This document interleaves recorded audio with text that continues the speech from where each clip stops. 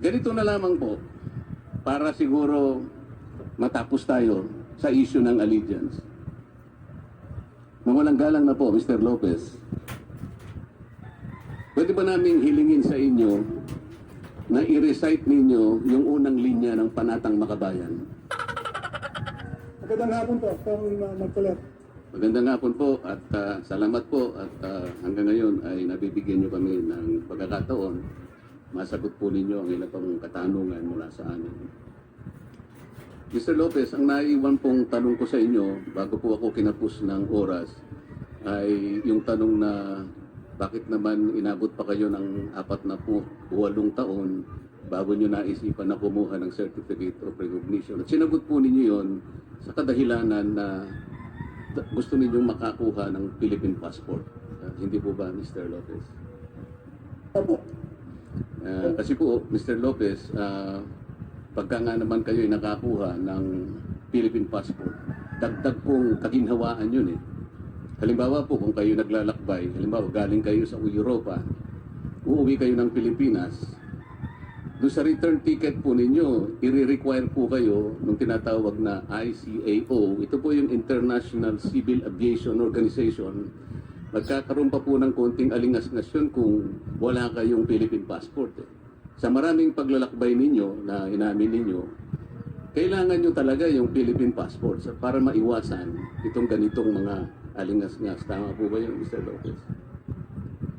Hindi ko po alam. I am not aware of the ICO. Isa pa po dahil sa Amerikano kayo, Mr. Lopez. Pangkaraniwan po kasi pag mga Amerikano pupunta sa ating bansa, hindi po kayo nangangailangan ng visa, hindi po kagaya ng mga Pilipino, talagang sakripisyo po para mabigyan ng visa. Kayo po bilang Amerikano, pangkaraniwan po wala kayong visa eh. Kaya lang, inamin nyo nung nakaraang pagtatanong, meron kayong nakukuhang balikbayan visa. Tama po ba yun, Mr. Lopez? Hindi balikbayan visa, but balikbayan stamp on your passport. Ano po yun, Mr. Lopez? Hindi po balikbayan visa, it is a balikbayan stamp. Balikbayan stamp nila sa immigration. So, ini-stamp po. Ano po yung pananatili po nyo sa bansa pag umuwi kayo? Ilang araw po, ilang buwan ang nakatakda kapag ka po kayo minarkahan ng balikbayan stamp? Ilan po ang binibigay na araw o buwan kaya para kayo makapanatili sa ating bansa dahil wala po kayong Philippine passport? Ang ginagamit po niyo yung American passport. The rules of immigration has changed. I have both my Philippine passport and American passport when I go through immigration now. Mr. Lopez, nung wala pa po kayong American passport, anong Philippine passport, ang ginagamit nyo yung American passport. So pag uwi ninyo, tatatakan po yung American passport ninyo ng balikbayan stamp. Ilan pong araw o buwan kaya ang binibigay sa inyo? I don't recall, Your Honor. Pwede po ba kayong gumamit ng parang mic kasi po medyo hindi po malinaw yung sagot ninyo o kaya lumapit po kayo ng konti sa inyong laptop para po maging malinaw ang sagot ninyo, Mr. Lopez. I don't recall, Your Honor. Kasi po pangkaraniwan yung mga Amerikanong pumupunta sa atin, in-stamp ng balikbayan whatever, meron pong pangkaraniwang period na binibigay. Kasi nag-aral po kayo rito, ang sabi nyo, you have practically spent your life entirely in the Philippines. Ibig ba sabihin, wala tayong nalalabag na immigration laws sapagkat nung panahon na wala pa kayong Philippine passport, ang dala nyo yung American passport. So, wala po ba kayong naging kasong overstaying? Hindi po ba kayo siningil sapagkat wala po kayong Philippine passport, Mr. Lopez? Buong buhay ninyo, sabi ninyo, nasa Pilipinas, pero ang dala-dala niyo yung American passport. Paano po nangyari yon? I don't recall what was the duration of the stay when they were giving me a balikbayan visa. Siguro po ay sa darating na panahon, tatanungin namin ng immigration paano po nangyari yon. Mr. Lopez, nung kayo po inapanganak sa Boston, Deputy Massachusetts, Speaker Marcoleta, meron po tayong panauhin mula sa immigration. Gusto mo bang magtanong sa immigration? tsaka na muna yun sapagkat mahalaga po yung panahon ni Mr. Lopez, sasamantalahin ko na po ito. Please continue, Deputy Speaker. Mr. Lopez, nung kayo po ay mapanganak in Boston, Massachusetts, August 13, 1952, inireport po ba ang kapanganakan ninyo ng inyong mga magulang sa pinakamalapit na konsulada ng ating Pilipinas, ng ating bansang Pilipinas? Hindi ko po alam kung ginawa nila yan o hindi. Ano po? Hindi ko po alam kung ginawa nila yan o hindi. Kasi po ang mga Pilipino ang mga magulang po ninyo, Mr. Lopez, hindi naman po ordinaryong mga Pilipino. Kabilang po kayo sa mga iginagalang na pamilya ng lipunan. Meron po tayong tuntunin kahit sino pong Pilipino ang mapanganak sa ibang bansa, tungkulin po nating i-report yun sa pinakamalapit na Consulate General Office, maski sa embahada ng ating bansa. Ang pinakamalapit pong embahada sa Boston, Massachusetts, ay yung embahada po ng Pilipinas sa New York. Ngayon po, palagi na po nating nakalimutan nila. Mr. Lopez, nung kayo po dumating sa inyong gustong gulang, gustong kaisipan, kahit na po huli na, pinapayagan naman po yun eh. Bakit hindi po ninyo iniulat sa pinakamalapit na konsulada ang pagkakasilang ninyo sa Amerika?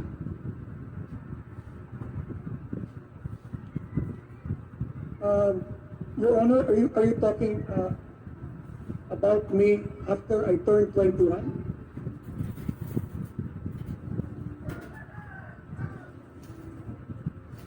Nasa sa inyo po yung kung napalagay po rin. Meron po kasing mga bata na kahit na 8 taon lang, alam na po niya yung dapat niyang gawin. Merong 18, merong late bloomer. Kung 21 po ang gusto ninyo, nung kayo po'y nakarating sa gulang na 21, hindi po ba ninyo naisip na dapat iniulat po ninyo sa pinakamalapit na embahada ng ating bansa para maitala po sa ating noon ay tinatawag nating National Census and Statistics Office, na ngayon po ang tawag natin Philippine Statistics Authority.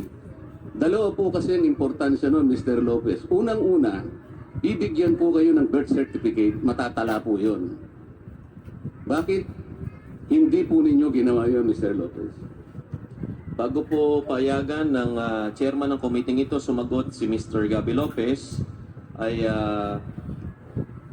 papalalahanan lang po si Deputy Speaker Rodante Marcoleta na naubos na po yung iyong 5 minuto at ang susunod po na magtatanong pagkatapos po ninyo ay ang ating Vice Chairman ng Legislative Franchise na si Congressman Tonipet Albano.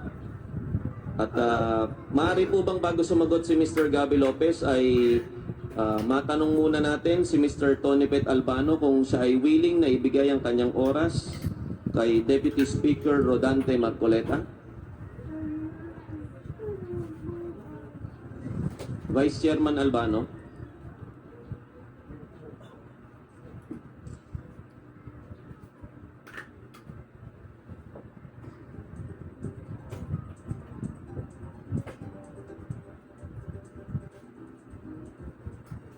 Okay.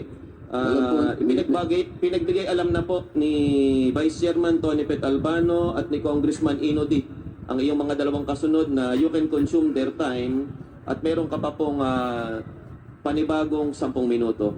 Mrs. Marcoleta. Alam po ninyo, kung mapapansin ninyo, halos 3 lamang po kami na kumakatawan sa ibang panig ng usaping ito. Napakarami po ng mga authors ng bill para bigyan ng prangkisa ang ABS-CBN. Kung sila po ay merong 3 minuto bawat isa, kahit na yung 15 authors lang, 45 minutes po yun eh. Tatatlo lamang po kami. Hindi po niyo kami bibigyan ng sapat na panahon naman. Total naman ito para sa kapakanan ng ABS-CBN. Malinawan ng ating mamamayan, Mr. Chair. Kasi po, kung puputol-putulin natin ito, ewan ko po, baka hindi na masakyan ng mga taong gustong maunawaan lahat ito. Lalong-lalo na po yung mga kababayan natin, Mr. Chair. Deputy Speaker Rodante Marcoleta, ulitin ko po, ibinigay na po sa iyo yung panibagong 10 minuto ni Congressman Tony Pet Albano at ni Congressman Inudi. You may continue without any interruptions, Deputy Speaker Marcoleta. Salamat po. Mr. Lopez, ang naiyong ko pong tanong sa inyo, una, bakit hindi po nagawang i-report ng inyong mga magulang? Meron po tayong tinatawag na form dyan eh. Ito po yung Philippine Report of Birth. Na yan po ay regulasyon ng ating pamahalaan. Saan man kayong panig ng mundo na panganak, kailangan po ninyong i-report yon sapagkat kung gusto po ninyong kayo matala bilang isang Pilipino. Ngayon, nung kayo nasa ustong gulang na, hindi rin po ninyo inireport sa ating tanggapan sa ibang bansa. Bakit po? Your Honor, I would like to direct Ayo Bautista, my lawyer, to respond to this particular question. Mr. Gabby Lopez, maaari po ba kayong lumapit sa inyong monitor kasi hindi po kayo masyadong maintindihan. Maraming salamat po, Mr. Gabby Lopez. How is this? Is this better? Opo, mas malakas po. Your Honor, I would like to direct my counsel to respond to this particular question from Hindi po masasagot po ng counsel ninyo yan, Mr. Lopez. Ipagpaumanhin po ninyo. Sapagkat ang tanong po, kayo lang po pwedeng sumagot. Hindi po niya malalaman ang nasa isip ninyo at lalong hindi niya marirecall sapagkat nung nandun kayo sa Amerika, hindi naman po niya siguro kasama yung abogado ninyo eh. Kayo po ang pwedeng sumagot lamang dyan. Ipagpaumanhin na po ninyo. I understand, Pro Marcoleta, it's just a point of order that I want to clarify that only a lawyer can give his legal opinion. Mr. Gabby Lopez, ulitin po namin sa inyo, ang inyo pong legal counsel ay pwedeng sumagot on part of ABS-CBN. Yun nga lang po, Mr. Gabby Lopez, ang katanungan po ni Deputy Speaker Marcoleta ay patungkol po sa inyong personal na buhay. At tungkol po sa personal ninyong buhay, kung hindi po ang magulang mo ang sasagot, Mr. Gabby Lopez, ikaw na po siguro ang pinakamakakaalam kung ano po yung nangyari sa iyong personal na buhay. At sa pagkakataon pong ito, Deputy Speaker Marcoleta still have the floor. Siya po ang magsasabi kung sino po ang gusto niyan tanungin at sino po ang gusto niyan sumagot. Maraming salamat po. Your Honor, I cannot recall the reason why I did not go to the Congress or the hall of to get a Philippine citizenship. I only know through my lawyers that it does not change the fact that I am a Filipino citizen, regardless of whether I actually executed the states habang bata pa rin ako. Mr. Lopez, hindi po ninyo nasasagot po ang aking tanong eh. Ano po ang dahilan? Bakit hindi naiulat ang inyong pagkakasilang sa Amerika? Gayong ito po ay isang tuntunin na dapat ito pa rin ng isang Pilipinong naipanganak sa ibang bansa. Yung magulang po, maring nakalimutan. Pwede natin silang pagpasensyahan. Eh kayo po, nakalimutan din po ba ninyo? Well, apparently I did, Your Honor, because I did not do it. Oh. Alam po ba ninyo kung bakit ko tinatanong ito, Mr. Lopez? Kasi po nung nag-apply kayo ng Philippine Certificate of Recognition noong October 3, 2000, na kung hindi po kami nagkakamali, ang Immigration Commissioner ay kasama namin po ngayon sa kapulungan ito, si Congressman Rufus Rodriguez. Kasi po, ipag mawalang galang na po, kung ako po kasi ang commissioner ng immigration ng panahon na yon na kayo nag-apply, ang una ko pong kukunin sa inyo ay yung birth certificate ninyo. Wala pong katumbas na halaga yon, Mr. Lopez. A birth certificate is conclusive upon all your claims to citizenship. Wala na pong iba. Ang problema po, ni-require po ba kayo ng Bureau of Immigration ng panahon na yon na mag-submit kayo ng birth certificate authenticated by the National Census and Statistics Office na kung tawagin ngayon ay Philippine Statistics Authority. Hindi po kayo nag-require ng ganun. Ni-require po ba kayo na mag-submit kayo ng dokumento na nagpapatunay na nung kayo'y napanganak, ang pagkamamamayan o citizenship ng inyong ama ay Pilipino pa rin? It could happen, Mr. Lopez, that at the time of your birth, pwede namang mangyari na kahit Pilipino pa ang ama ninyo, anong malay natin, several years prior to your birth in 1952, maaaring nagpalit kasi ng citizenship ang inyong ama. Kasi po may balita naman na totoo. Kayo na rin po ang nagbalita sa ANC, nabasa ko lang ito na in 1947, ang ama po ninyo ay nag-aaral sa isang military school sa Virginia. Hindi ko lang po sinabing ni-renounce niya yung kanyang Philippine citizenship. Maaari lamang po. So, hindi po kayo na-require ng Bureau of Immigration na nagsubmit man lang kahit na yung passport po ng ama ninyo na noong 1952 talagang Pilipino pa siya. Nagsubmit po kayo ng passport ng inyong ina, pero yung passport niya po 1998 na, 46 years after you were born. Mr. Chair, binasa ko po yung lahat ng mga immigration papers na isnabit nila dito sa atin, kahit na napakalabo po. Halos magulag na po ako pero pinag-aralan kong mabuti. Wala na isa man po, Mr. Chair, na inauthenticate po ng Philippine Statistics Authority o ng Civil Registrar ng ating bansa lahat ng kanilang isinabmit na dokumento. Napakadali pong nakakuha ng Certificate of Recognition sa pamamagitan lang po ng mga Xerox copies na isinabmit ninyo. Ganun po ba ang pagkuha ng Certificate of Recognition? Mr. Lopez, ang isa pong bata, o kahit na hindi bata, mag-aaral, hihingan po ng authenticated Certificate of Birth sa Philippine Statistics Authority. Magtatrabaho ka po, hahanap ka ng trabaho, i-require ka po ng authenticated birth certificate mula sa Philippine Statistics Authority. Ito po, kumukuha kayo ng Philippine recognition. Hindi man lang po kayo na-require ng Bureau of Immigration na ipakita po ninyo ang birth certificate. Kung ako po, ang Bureau of Immigration Commissioner nung panahon na yon, hindi ko kayong bibigyan sapagkat wala kayong ipakikita sa aking birth certificate. Can I respond, Your Honor? Yes, sir. Please respond. I'd like to allow my lawyer, Mike Damaso, who was actually the one who filed the certificate of recognition to respond to your particular question. Ano po ang sasabihin ng abogado niyo, Mr. Gabby Lopez? Pwede po bang malaman kung anong sasabihin niya? He will answer your question po, Your Honor.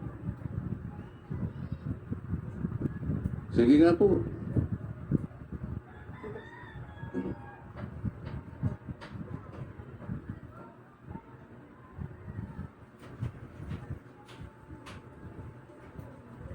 Magandang hapon po. Excuse me, Congressman Mr. Marcoleta. Damaso, kayo po ba ay nakapag-take na ng inyong oath? Opo, Mr. Chairman. Sige po, you may continue. Tungkol po dun sa birth certificate na hindi o na isubmit sa application for recognition ni Mr. Lopez, ang rason po niyan ay ang recognition ay procedure para dun po sa mga walang birth certificate. Dahil kung merong birth certificate po si Mr. Lopez, hindi na po kakailanganin ang recognition at yun lang po ang isasubmit niya sa Foreign Affairs at mabibigyan na po siya ng passport.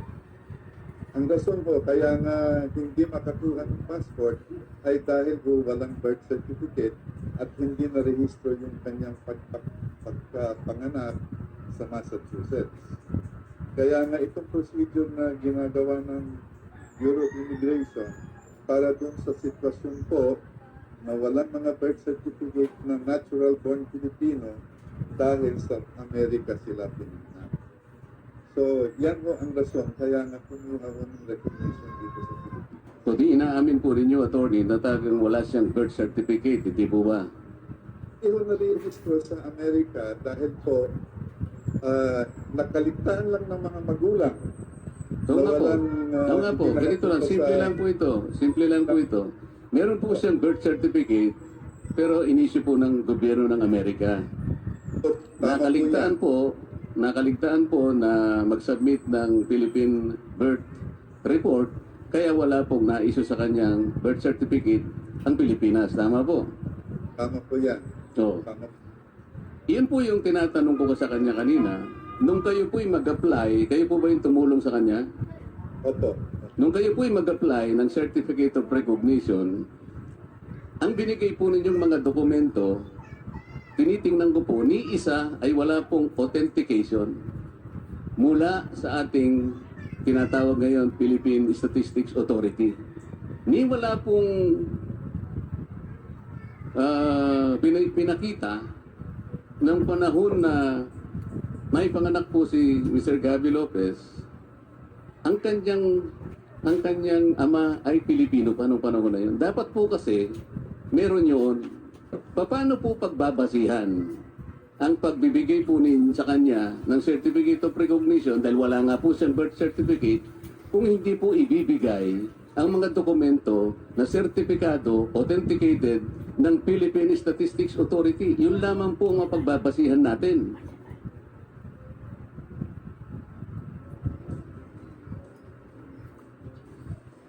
Kasi po, ito po Ganito po yun na... Hindi, sandali po. Kung hindi po nakaligtaan ng kanyang mga magulang, at ganun din si Mr. Gabby LOPEZ, wala po sanang pagtatalo sapagkat meron po siyang birth certificate. The most laudable conclusion po dito, attorney, parang yung mga magulang ni Mr. Gabby LOPEZ at saka siya, mukhang ayaw naman nilang magpa-recognize bilang isang Pilipino sapagkat hindi nila inireport. Hindi po kasi kapani-paniwala, attorney, panganay po kasi si Mr. Gabby LOPEZ. At maski tingnan po ninyo sa mga larawan, nung siya po'y bata-bata, maganda lalaki po. Sa tuwa po ba ng magulang, kaya nakalimutan niyang, importante po yun, panganay yun. Pag napanganak po ang anak ninyo, hindi po niyo malaman ang kaligayahang nasa loob ninyo. Kailangan po matala sa gobyernong Pilipino. Alam mo, abogado po kayo eh. Yung certificate of birth, yun po yung conclusive proof. Sasabihin po natin, attorney, under the 1935 Constitution, Pilipino ang pangalan niya. Jus sanguinis. Diba? Attorney, we were taught in law school that the principle of jus sanguinis is a legal fiction, technically speaking. Tama po ba? Opo. Tama. Patutunayan mo po yon sa mga authenticated, certified, reliable documents na kinuha ninyo sa Philippine Statistics Authority para po mabigyan kayo ng substitute for a birth certificate. Tingnan po ninyo, ibigay ninyo certificate, mga dokumento sa amin. Ni isa, attorney, wala pong certificate, wala pong authentication. Paano po kayo nagkaroon ng Certificate of Recognition? Kayo na po ang sasagot sa taong bayan. Tutuloy na lang po ako sa ibang mga tanong. Mas importante po ito. Salamat po, attorney. Salamat po. Paliwanag lang po kung pwede. Hindi po. Ayos na po yun. Maiksik po. Ayos na po yun. Ayos na po sa amin yun.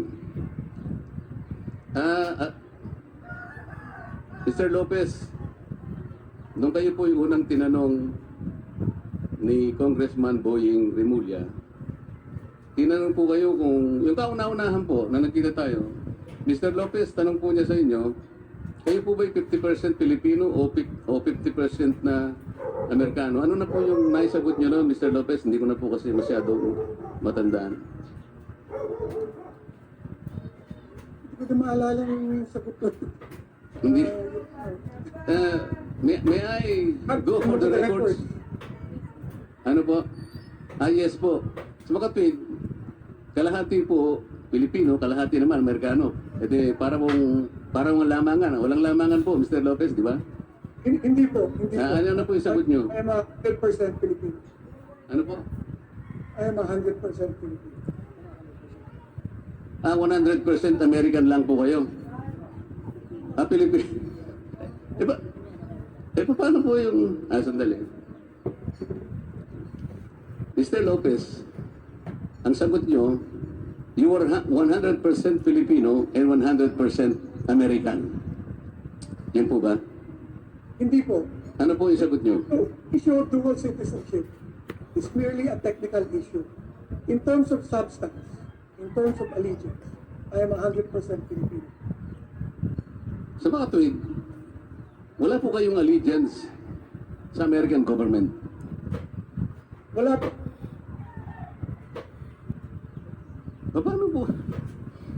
Paano po natin tatanggapin yon? Kayo po inapanganak sa Amerika. Lahat po ng abogado nyo, tagapagtanggol po mga kasama namin dito na naglalayo magkaroon kayo ng prangkisa. Tinanong pa kayo, did you renounce your American citizenship? Pagka tanggi-tanggi pa ninyo, no. Pagkatapos sasabihin nyo sa amin na wala kayong allegiance sa American government. Baka gusto po ninyong reviewin muna yung tanong ninyo, Mr. Lopez, at naririnig po kayo ng American Embassy. Kayo po yung Amerikano ngayon. Kasi po, Mr. Lopez, ang matinding problema na kinakaharap ninyo sa pagdinig na ito ay hindi naman po yung pagiging Pilipino na nababalot po ng napakaraming pagdududa. Kung hindi, yung pagiging Amerikano ninyo. Bakit po?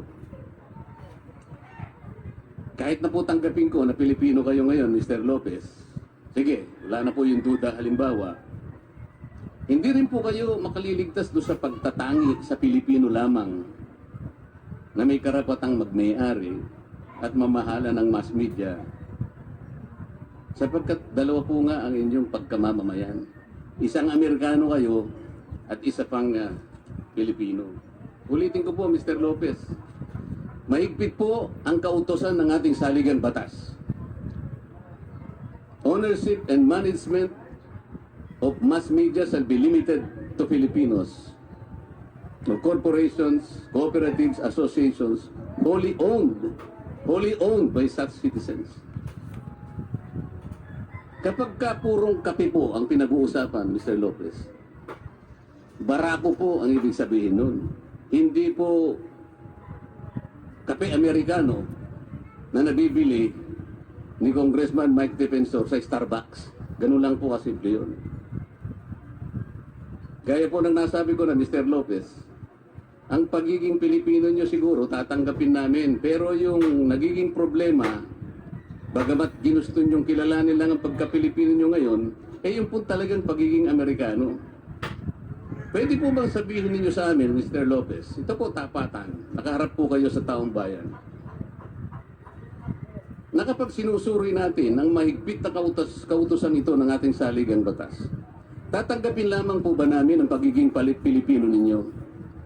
At tatakpan namin ang aming mga mata na kayo hindi Amerikano? Ganun po bang gusto ninyong gawin?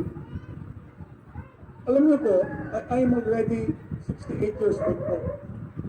My record over the last 35 years is in the public records. You don't have to make a judgment without evaluating the evidence po. So if you look at that judgment, I stand by the record that I have put together in the last 35 years as chairman of ABSCBN po. It is very clear that my actions have been. There is no question that there's a conflict of interest between my being a Filipino and being an American. Time and again, I have shown that my actions always favor the Philippines. That is why I say that the mission statement of ABS-CBN is in the service of the Philippines. I am not making any judgment. For the record, I'm going to say that, Mr. Lopez. But since it was you were the one who brought this up, sabi ko nga po kanina sa abogado ninyo, natutunan po namin sa eskwela na ang prinsipyo ng jus sanguinis is basically a legal fiction. I'd like to be able to ask you, Mr. Lopez, when you said that you will live and die as a Filipino, may I ask you if that claim for patriotism was supported by empirical evidence of allegiance to this country? You please tell us, briefly, how much have you done for the Philippines to merit an evaluation of your loyalty, your fidelity, and your allegiance to this country? You tell us. Those are big words. You wanted to live and die for this country. But citizenship is one, allegiance is another. They say that citizenship, Mr. Lopez, is better find, or the meaning of that can be found in allegiance. Because citizenship is not convenience. Citizenship is earned, that is not inherited, technically speaking. You tell us now, Mr. Lopez, how much have you done so that we can sufficiently assert or even assess your allegiance to this country? It is your time, Mr. Lopez.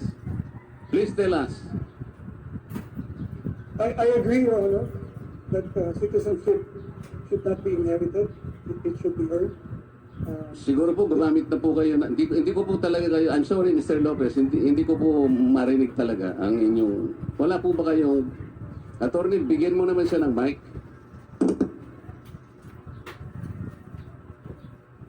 How is that, Your Honor? Can you hear me now? Yan, medyo malinaw na po. I agree, Your Honor, that citizenship should be earned and not inherited.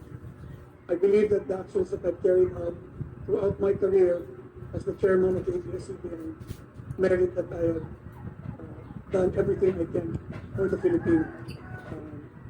There are many instances of this particular fact. Perhaps we can just relate one event.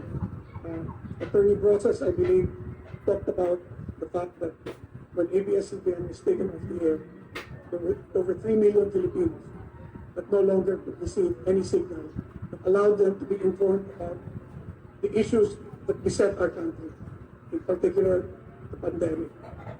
Those 3 million Filipinos live in areas that are outlying areas. Hindi po yun in the rural areas. These are out in the mountains.